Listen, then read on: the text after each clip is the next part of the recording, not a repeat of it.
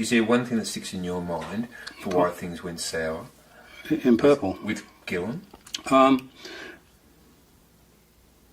He was, as I said, an alpha guy, so was I. He wanted to control, I wanted to control. So we butted heads because of that. You know, we still respected each other, but we never got on. We just couldn't be in the same room. That was the problem. So he chose to leave, so I'm leaving. I'm leaving in 10 years' time. I've had it. Got an autobiography and a new album out. Yes.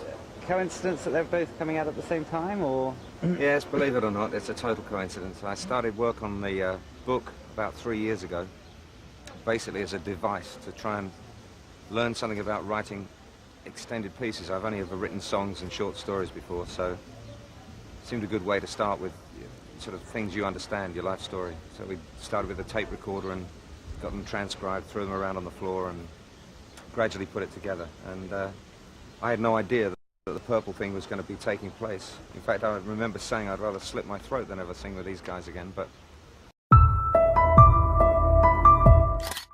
Besides Ian Paice, Roger Glover, and John Lord, the classic Deep Purple lineup was obviously formed by the vocalist Ian Gillan and the guitarist Ritchie Blackmore. Although that lineup recorded most of their 70s classic albums and made some good records during their reunions in the 80s and 90s, the fights between Gillan and Blackmore especially caused the end of that formation. In an interview with Made in Metal, transcribed by Blabbermouth, the singer Ian Gillan praised Blackmore, saying he is a genius, and that probably half of the issues they had between each other were caused by Gillan himself.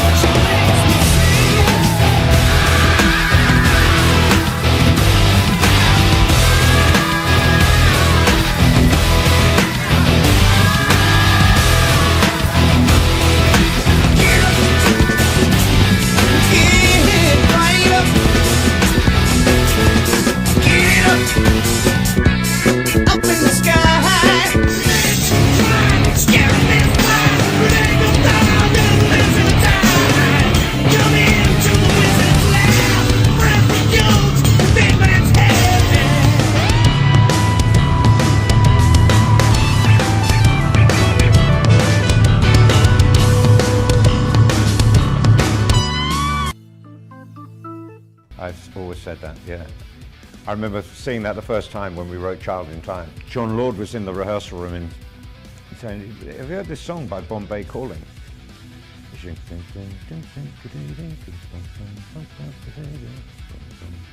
It was violin. And, so he said, the chords are fantastic. Slowed it down. And we wrote Child in Time in 10 minutes, 20 minutes, something like that.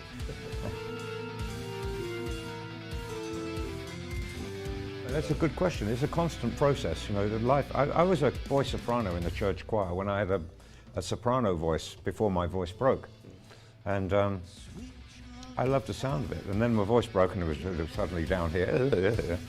And I became a teenager, and then I had a very young male adult voice. Also in the house, it was a big box like that. Sounded fantastic. There were only 2 radio stations really. One was classical and one was what they call the light program, light music. They also had news and comedy and that sort of thing on there. But it was electric, plugged into the box and controlled by your parents or your grandparents. And then the transistor radio came along. Chuck it under our arms and off we go, outside in the street, in the park, to the beach or whatever. And we take our music with us. And that's when rock and roll really invaded our lives, because we could hear whatever we wanted. It was very bad quality, but it was exciting. And so I would listen to Radio Luxembourg in those days.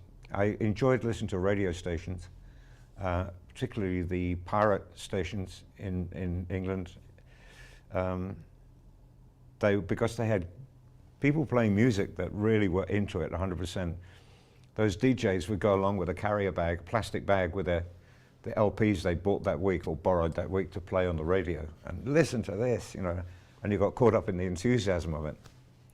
So we were also very lucky that there was a wide range of American music came in through the record labels. So we got access not only to Elvis Presley and Little Richard and Jerry Lee Lewis and Wanda Jackson and Chuck Berry, Everly Brothers, Buddy Holly, but also we got access to the blues records, which strange enough migrated through London back into America. The white guys out there, they had radio apartheid, black radio stations, white radio stations, and the white kids who played what became rock and roll, like Elvis or Jerry Lee, they'd never heard B.B. King or never heard of Sonny Williams or Howlin' Wolf or any of those guys.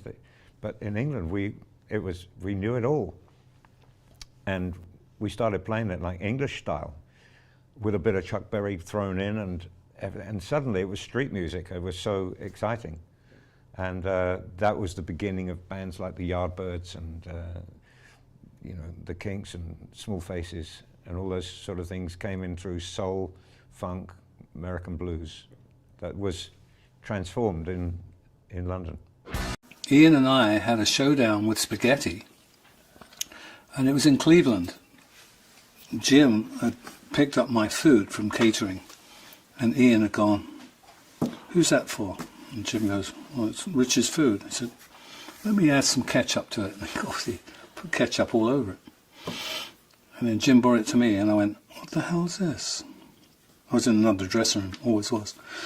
And he said, "Well, Ian put ketchup all over it when he knew it was your food." And I went, "Oh, really? Right, give that to me." So now there was like, picked it up. So I went into the studio in the that dressing room with Ian, and I went up to him and I said, "Did you do this to my food?"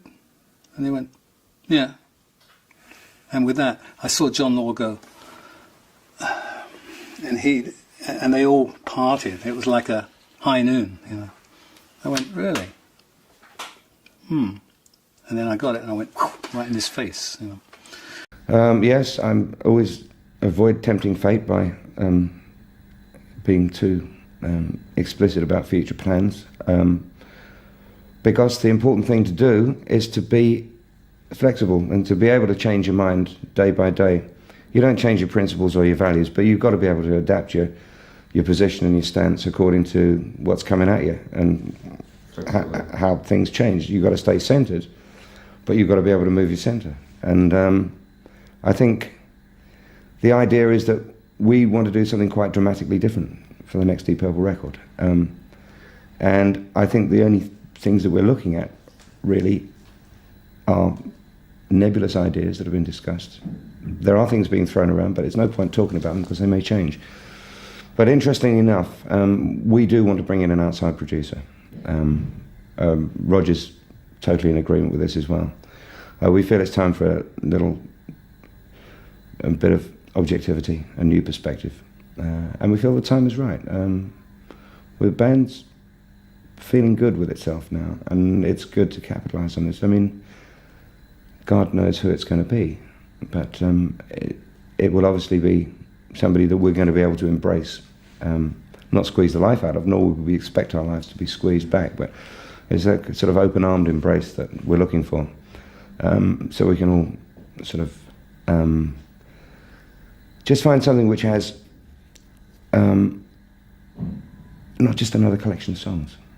There's no problem with writing songs, there's no problem with playing them, and there's no problem getting enthusiastic about them. But it's just a new angle, and I think everyone needs that from time to time. And this band is certainly not afraid to try things, so maybe, who knows. Good morning, Ian. How are you doing? Good, I'm fine, thank you. Here at the Ivan Novellas, where you are winning, was it international? I'm not entirely sure. I've just flown in from Nashville. They say, get yourself here, and I'm just thrilled to bits. It's highly honoured, and I know my granddad would have been thrilled, because Ivan Novello was a great hero of his. So it's, yeah, very special. I have no idea what to expect, or even which award we're getting. Something to do with like international legend or something like that. International Men of Mystery. Well, I'll take it, whatever it is. I understand you were at Ronnie Scott's last night. How was that? Ronnie Scott's was amazing. I met so many musicians that I've worked with and I've known over the years, and to watch Ian Pace sitting in with a Buddy Rich band was just joy, and the champagne wasn't bad either. And are there many kind of new and rising rock bands that you pay attention to and are already into? No, I steer clear of all that, and for a good reason, because when I was in my formative years, I rejected Frank Sinatra and Bing Crosby and Andy Williams and all of those, Dean Martin, who I now realize were great artists. But at the time, I think as a young man, you have to clear the decks. There's this kind of psychological vandalism that you have to make space for yourself. And I'm in that situation now, I think, where I've got to step aside, and I don't really want to pass comment on new generation. I remember my uncle, who was a jazz pianist, when we did Deep Purple in Rock, he ran from the room screaming, holding his ear, saying, I can't hear anything, I can't hear any instruments. And I was rubbing my hands going, great. And so I'd upset the previous generation, a man I respect highly. So I don't think it's right to pass comment. If you say something good, then, you know, one of the funniest things I ever saw was when David Cameron was the Prime Minister, and when asked who his favourite bands were, he said the Smiths. And my head started rattling, and I just imagined Morrissey sort of pulling his nose off or something like that. So it's that kind of thing. You don't really want to pass comment. As a result, Johnny Marr actually banned David Cameron from listening to the Smiths. Sorry? Johnny Marr actually said that he banned David Cameron from listening to the Smiths. He forbid him. Of course. So adversely, would you have any advice for newer bands to have the same longevity that you've had? I think probably the only advice I could give is to absorb as much as you can from as wide a spectrum as you can. I think if you soak up, for example, if you're in a rock band, if you only soak up the Black Sabbath, Led Zeppelin, Deep Purple kind of beginnings, then you're not going to have much leeway, because we've soaked up everything from Beethoven to Chopin to Jimi Hendrix to Bob Dylan to Chuck Berry to, I mean, a much broader influence. And if you do that, you can, it'll stand you in good stead for later life. We're drinking here before the show because it's really important that we relax and play to the top of our ability in a somewhat inebriated style, of course. Especially Don, who's useless sober. And so's Roger. And Bruce is a waste of space. Sober. Pacey's hilarious, yeah. He really makes me laugh, and Ian Gillan as well. They're all funny. I mean, it's all very light-hearted. You know, there's always laughter. Well, we'll see if the people who read the book wrote Wikipedia. Could be. First of all... No, not really. I mean, no?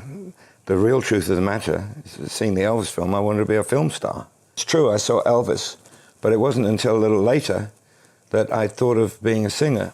I knew Nick Simper, and I knew Mick Underwood. I mean, everyone was hung around West London area, so everyone knew what was going on and that sort of thing, but I wasn't invited to join the band, that's for sure. Concerto for Group and Orchestra with the Royal Philharmonic Orchestra. Yourself, along with Blackmore, were initially unhappy at having to perform the concerto. Yes. That's true. Okay, why was that? Well, we were focusing on this extreme rock and roll that we were writing and working on. Yes. And this came out, it wasn't that we didn't want to do it, it was just that it was at the wrong time. It was the managers that forced that situation. We felt it should have come after Deep Purple in Rock came out. Yes. Because we felt that that was more about the band than the concerto was. And so that sowed a huge amount of confusion in everybody's mind that this thing came out first. That's why we were unhappy. Were you happy with the result of it? Not really. Oh. It wasn't until 99, when we did it again with the London Symphony Orchestra at the same venue, the Royal Albert Hall, that I realised what a piece of genius work it was. And when I suddenly analysed the construction and the story of this conflict between a traditional orchestra and a young rock band, which was what it was all about. And the light went on, and I went, ah, man, that's amazing. That's just amazing. But we were so irreverent about the whole damn thing that in an Italian restaurant between the dress rehearsal on the day of the concert, prior to the show itself, we went for a light meal at an Italian restaurant around the back of the Albert Hall. And John, bless him, looked at me and said, Ian, he said, by chance, he said, are you anywhere near finishing the lyrics for the second movement? I said, oh, no, I don't, but I'll get on it now. Right before you're about to go on. So I wrote them on a napkin in the restaurant, which I ceremoniously put on the rostrum on the stage, this napkin that had the words written just half an hour earlier. It said that you were unhappy about the way Made in Japan ended up, and that you dislike live albums in general. I dislike live albums in general, yeah. I wasn't unhappy with the way Made in Japan ended up. I thought it was amazing. It is. It's a masterwork. I thought it was amazing. And one or two... See, here's what it is, from where I'm standing. You do a show, and this comes back from the old days, when you had hardly any technical control over what the audience heard at all. PAs were crap. Sure. They were like, it was awful. You know, drum kits would fall to pieces in the middle of a show. Guitar amps would buzz and break down and crackle, and no, it was just a mess, totally. But you got through it with attitude and skill. So you ignored all these things. I remember that's lifted word for word from a PR statement or something at the time. Okay. I recognize the words. Was the PR statement accurate? Well, it was written by Claude Nobbs, Funky Claude in Smoke on the Water, who was the arranger of the studio of the... he was a promoter in Montreux in Switzerland. And when the guy fired the very pistol, the flare gun over my shoulder, of course, the place caught on fire pretty quickly, and it was Claude who went down into the basement to rescue the kids, dragging kids out the ground, you know, and so nobody died, although it's a miracle. And the town council put out, or Claude himself, who's a figure of great authority in Montreux, put out the statement in conjunction with maybe the record label, I'm not sure. Okay. But I recognize the words from one of those sources, the label, or from Claude Nobbs. You said you were largely dissatisfied with your brief stint in Sabbath, notably the final mix of Born Again, although you liked the songs in their original mixes, and its cover, which featured the demonic-looking baby. Thought that was great. No, that's been exaggerated. I was horrified by the mix. Right. And I can't be bothered when things go like that. And I thought, this is all that work. Yeah, I love the songs. I love the music. I love writing with Tony. I mean, we're still good buddies. And we still write together occasionally. And, wow.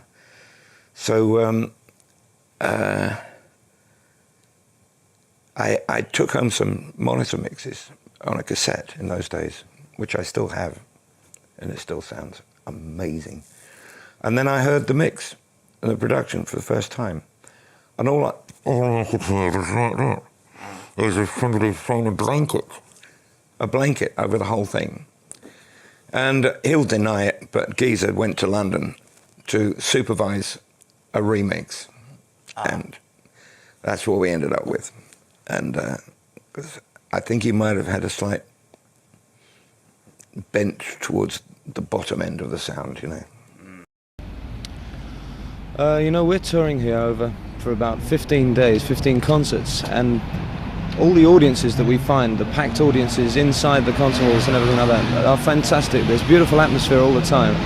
But every night, particularly in southern Germany, there's a lot of people outside causing a lot of trouble who reckon the music ought to be free and all that sort of stuff. Well, you know, the people who are inside the hall would not agree with them, and we don't agree with them either, because we're not making a fantastic profit. I mean, musicians' life is up and down. One year you earn no money, the next year you earn lots of money. But they're causing a lot of trouble, smashing all the windows and fighting, and you know, no one's interested in this sort of thing. And I'm sure that all musicians are just going to stop playing in the end if this sort of thing carries on. By all the damage they do, it means that you have to employ security people, dogs, and all that kind of stuff. And instead of maybe the price could be 5 or 6 marks, the price has to be 10 marks to cover the cost of all this damage. I just wish it would stop. You know, it's not nice for the people who do pay their money, and it's not nice for us. And that's all I'd like to say.